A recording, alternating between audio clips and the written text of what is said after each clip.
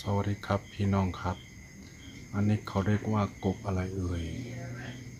มันอยู่บนต้นไม้ได้นะครับ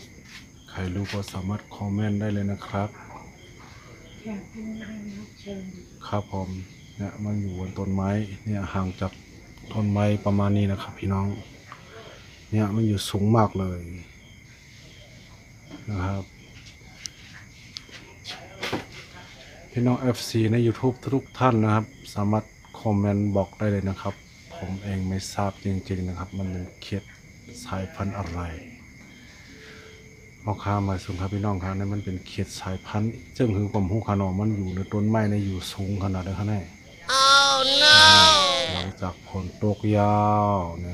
นะอย่างอยู่ห่างจากดินไกลมองแน่ๆสูงมากๆครับแน่นี่ฮะมันเป็นสายพันธุ์อย่างผมหูครับนะฮะเป็นกบเป็นเขียดซึ่งคือผมหูครับแน่